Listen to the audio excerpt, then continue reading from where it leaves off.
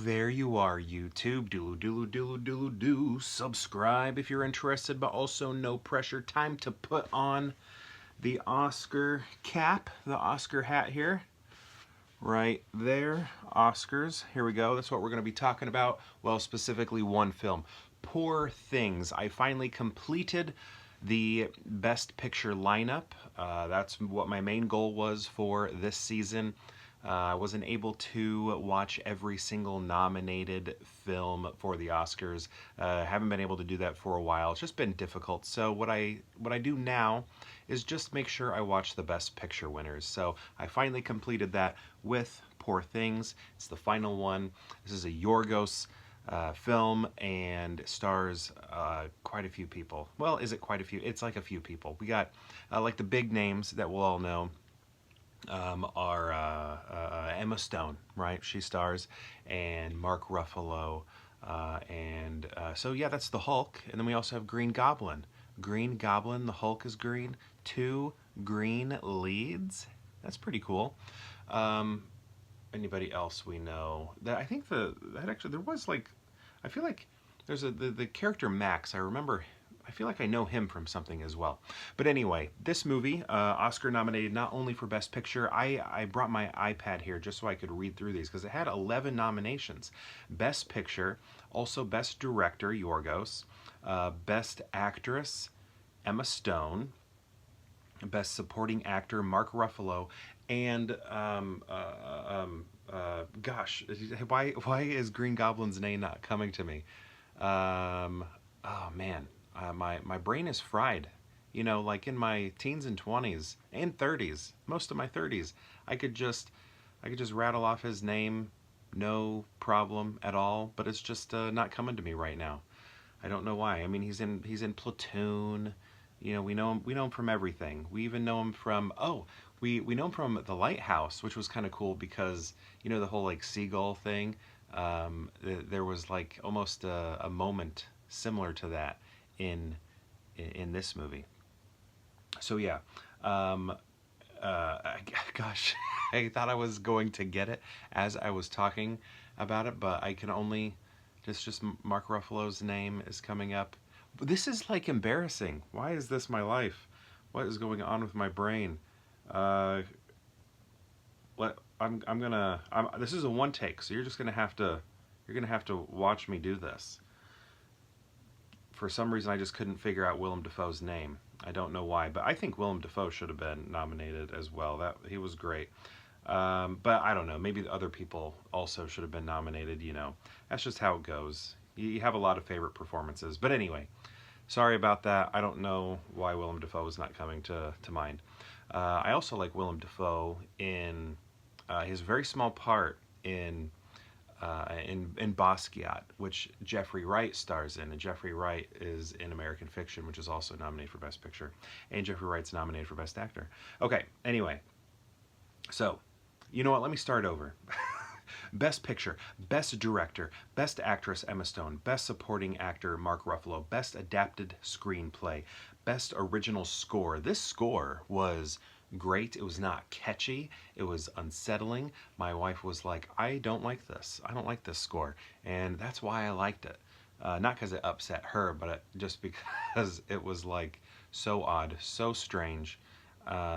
And I think I heard a little theremin in there. And anytime I hear theremin, I'm like, yeah, I'm here for the theremin. That score was great. And then Best Production Design. The production design. Wow, that was fantastic. It was giving me a lot. It was giving me a little bit of Wes Anderson, obviously. I'm sure people are making that comparison. It was making me think of, I don't know, maybe even like Sky Captain and the World of Tomorrow. It was making me think of The League of Extraordinary Gentlemen. It was making me think of, gosh, there were so many other things. I should have been taking notes as I was watching it. It made me think of Manet paintings. Just, I don't know. The production design was great. So, production design, best cinematography. The cinematography was good as well. But here's the thing. When we look at The Favorite, that's another Yorgos movie. And so when we're looking at that movie, the whole like fisheye lens thing, the peephole sort of thing, I felt like made a lot of sense in in uh, in The Favorite. Here it felt a little more arbitrary, especially the peephole stuff. I mean, it's cool to visually look at, but I don't know if I thought it fit everywhere here. Sometimes it was just like a nice visual aesthetic that was going on, and I was like, oh, that looks nice. Like I think when we first meet Mark Ruffalo, and then when he's like wandering through the house looking for Bella, who is Emma Stone, I liked the fisheye there, but there were other moments I didn't like it, and there was a lot of the peephole moments I really didn't like when Mark Ruffalo, he gets in this fight with this guy who's like winking at Bella, and I just didn't, I don't know, I don't think I liked it right there. It it has too many connections to, you know, like voyeurism or something like that, and it's not that when we see it. It just doesn't feel the same. Um, I mean, I don't know. I'm trying to justify it, but I feel like I'm reaching whenever I am. But anyway, the cinematography is very good in a lot of scenes, but I didn't always love everything, and I thought a couple things felt a little arbitrary. But you know, whatever. Art can be arbitrary. Art should have arbitrariness in it, I think. We don't have to plan everything out um, in a way that definitely has meaning. All right, so after best cinematography, best makeup and hairstyling. Yeah, there was some of that was good too. A lot of good hairstyling, especially hers, because I mean that's even a part of the plot, not the plot, but like the character, is how quickly her hair grows. Also, best costume design. Yes, that one is very good. That would be a great win for this film. And then also best film editing. Yeah, I think there was really good editing in this, and also some of it was played for the comedy very well. So this is like a science fiction, uh, comedy, fantasy sort of thing that's going on. Drama, you know, it's all there. And just, I thought the editing was lent itself very well to the jokes, the humor, the one-liners, things like that were happening between characters. Something would get said, and then boom, perfect cut, perfect edit. Um, oh, that was good. So yeah, I mean, I'm seeing when I'm looking at these, I'm seeing nominations that make a lot of sense to me, that are well deserved. And again, I would also toss in Willem Dafoe to the best supporting actor category. But Mark Ruffalo, let's talk about him a little bit. I feel like anytime I've ever seen Mark Ruffalo, except in um, that movie Collateral. He's in Collateral, right? Like Mark Ruffalo feels like a different character in Collateral, but this movie I feel like he completely like lost himself. Like when you're watching it, you really don't see Mark Ruffalo at all. Maybe tiny moments. I just felt like he felt like a fully realized character that and it was like nothing I'd ever seen him do before. And that character had a really, this movie's all about different evolutions that happen within people. And he had a really interesting one as sort of this like Casanova wannabe. Is that right? Is that what a Casanova is? What he is? And, you know, playboy type person. And just the way his character devolves is really funny and becomes humorous. And Emma Stone's character, so lead actress, the way her character evolves is wonderful. Especially, I mean, when you look at it from an acting standpoint, it is remarkable. It's great. It was reminding me of The Theory of Everything, and I'm wondering because I'm trying to remember if what's his name, Eddie Redmayne. I believe he said I can't remember. I remember there was a lot of talk about how he either filmed that movie in chronological order from like Stephen Hawking, being able to walk to not being able to. I can't remember if he did that in order or if he did not do it in order. But regardless, we're seeing very strong changes from the beginning of the movie to the end of the movie, with Eddie Redmayne in The Theory of Everything. And we're also seeing that here, very different reasons, but we're seeing that here with Emma Stone. What the person we know, or the person we see at the beginning, has a very different physicality to them than they do at the end. And beyond just that, as well, just like all around, because here it also includes the mind. It's not just her body movements and things like that. So everything is shifting and altering in this movie, and if she wins, I get it. I think that would be an amazing win, a great win, a deserved win. And you, yeah, like at the beginning of the movie, she's like a little kid, essentially. And I mean, it's it's kind of like awkward to watch because she's a grown, Emma Stone's a grown woman, and she's acting like this, like a child. And then we slowly see her grow throughout the movie, her mind. And I don't know, it was really interesting to watch. And then becomes this character that's like completely tolerable. Like at the beginning, you're like, oh my goodness, this, just acting like a kid. And then, because I mean, she has the mind.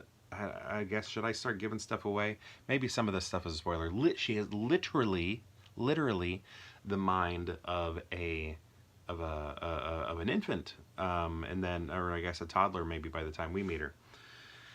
But yeah, everything that we're seeing her do is good, and if she were to win, I think that'd be a great one. But I also loved Sandra. I couldn't think of Sandra's name the other day. Sandra Huller. Is it Huller? Am I saying that wrong? Probably. There's two dots on the U. What is that? Like, it makes me think of new metal. So Huller? New Huller? Maybe, I don't know. And then Lily Gladstone. That's a great race right there. Let's see. Screenplay, yes, it is original. This is an original screenplay. This is some unique stuff. Such great visuals. Watching Willem Dafoe eat. I mean, that is remarkable imagination right there. I love it. And his pets were giving off very Mars Attacks vibes, which was cool. There was just a lot going on. I mean, I feel like I was even seeing like the Searchers in this a little bit. A lot of, I don't know. I liked it a lot. I thought it was good. Yorgos Lanthimos, I don't like all of his movies. The Lobster was not for me, but Dogtooth was. Dogtooth was the first movie I ever saw of his, and I think that was the year when I watched every single nominated thing for the Oscars. I think that Dogtooth year was when I watched everything. And yeah, Dogtooth is great. I watched that and I was like, this is unique stuff that I'm seeing here, and I like it. And I think it's cool that we just are getting more and more from Yorgos, and most of it is really good. I know a lot of people love The Lobster. I don't love The Lobster, but I'm glad people do, because I feel like that was a turning point, sort of mainstreaming him a little bit and getting more attention on him. So while I didn't like it, I think it's great that people do, and it just like pushed him forward and gave us allowed stuff like The Favorite and this to happen. So that was awesome. But yeah, this movie, I'm a fan of it. I want to know what you thought of it. The visuals, I'm trying to think of like other things it's reminding me of, like cotton candy, like toy aisles, pearly plastics. I even was thinking of like Hogwarts and the Ministry of Magic and Diagon Alley, Harry Potter World and stuff like that. I was getting those vibes.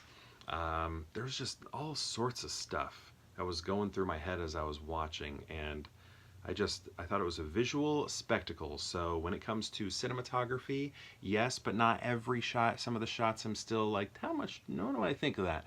And then the production design is just great. Also, the opening credits were really good, and the end credits with the imagery that we were seeing, all of that was really fun. And also, they used that Addams Family font, which was cool. So if you watch the Addams Family movies from the 90s, that font that they use, this is very similar to it, which was interesting. That was a big throwback for me. As soon as that popped up, my wife and I were like, Addams Family. But yeah, what do you think of Poor Things? Do you like it? Do you think it's weird? Of course it's weird. Is it his most weird work? I don't know. I feel like it's, what else is out there? We got Dogtooth. What do you think of Dogtooth?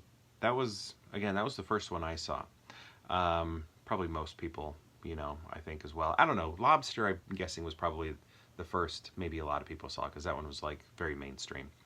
Um, anyway, so yeah, what do you think of this movie? I'm still trying to think of things, but I just finished the movie. I don't know what 20 minutes ago, so I'm probably going to be coming up with things along the way, which I'll probably talk about after the Oscars, and yeah, as I get those things sort of cleared up in my head, get this movie cleared up in my head. I got some days to think about it and stuff. Then after the Oscars, I'll talk about it a little bit more, assuming it gets some wins, right? But this would be a good one to buy, and I think it's going to be available pretty soon. Is it getting a 4K or is it just a Blu-ray? I feel like just a Blu-ray, right? I don't know, so we'll probably wait for that 4K. But anyway, what did you think of the movie? I'd love to know. Are you done watching all the Best Picture nominees? Because there's not much time left. The Oscars are on Sunday, so you better get a move on. This one is on Hulu. That's how I watched it. It dropped today on Hulu. So, yep, that's my review. It's a good movie. It's one of my favorites of this Oscar season. I don't know how I'm going to rank all these Best Picture nominees because I want to do that. I want to give them all a ranking. Anyway, thank you so much for watching. I think I've tried to end this 40 times. Thank you so much for watching, and perhaps we'll see you tomorrow for more Pure Hangout.